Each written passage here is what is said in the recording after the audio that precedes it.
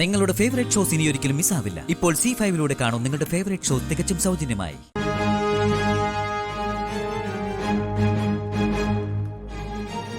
ഉടവാളിന് മുന്നിലുള്ള നിലവിളക്ക് കത്തിക്കേണ്ടത് ഈ ദീപം കൊണ്ടാണ്. ഇടയ്ക്ക് ഇത് അണയാൻ പാടില്ല.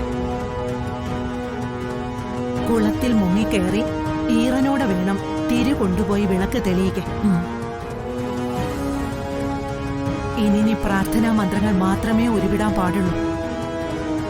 എന്തൊക്കെ എതിർപ്പുകൾ ഉണ്ടായാലും മന്ത്രാക്ഷരങ്ങൾ തെറ്റാനോ നിന്റെ ചുവടുകൾ ഇടറാനോ നിൽക്കാനോ പാടില്ല. അചഞ്ചലമായ മനസ്സോടെ പൂർണ്ണമായ ഈശ്വരധ്യാനത്തിൽ മുഴുകി വേണം ഈ കർമ്മം പൂർത്തിയാക്കാൻ. മനസ്സിലായോ? ഈ ചടങ്ങ് പൂർത്തിയാകാതിരിക്കാൻ മേഘനാഥൻ ആൾക്കാരെ അയച്ചിട്ടുണ്ടെന്നാണ് വിവരം. രാധ എവിടെയാണെന്ന് അറിഞ്ഞൂടാത്തതുകൊണ്ടാണ് അവരിതുവരെ എത്താത്തത്. പക്ഷേ നമ്മൾ ക്ഷേത്ര പരിസരത്തോട് എടുക്കുമ്പോൾ ഇടയ്ക്ക് അവർ വരുമെന്ന് ഉറപ്പാണ്.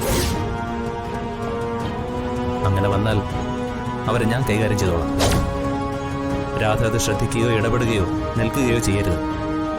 ഈശ്വര്യമ്മ കൂടെ ഉണ്ടാവും. എത്രയും പെട്ടെന്ന് ശ്രീമൂല സ്ഥാനത്തെത്തണം. ദീപം കൊളുത്തി ചടങ്ങ് തുടർന്നാലേ നമ്മൾ ഈ എടുത്ത എല്ലാ റിസ്കിനും ഫലമുണ്ടാവും. ചുരുക്കി പറഞ്ഞാൽ മന്ത്രം മാത്രം ജപിച്ച് ദേവിയെയും ഉടവാളിനെയും മാത്രം ധ്യാനിച്ച് കണ്ണും കാതും ഏകാഗ്രമാക്കി നടന്നുകൊണ്ടേയിരിക്കണം. അത്ര തന്നെ.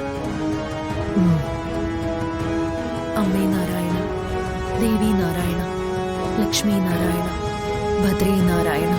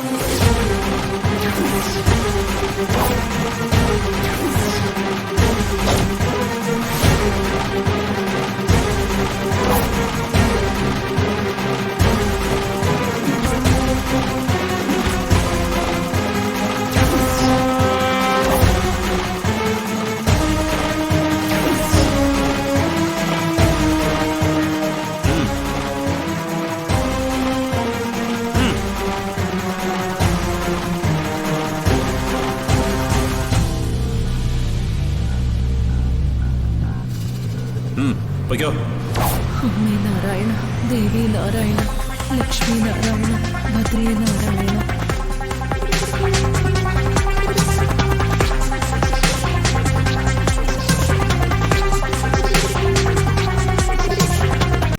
ഡൗൺലോഡ് ചെയ്യൂ C5 ആപ്പ്. കാണൂ എല്ലാ എപ്പിസോഡുകളും സൗജന്യമായി.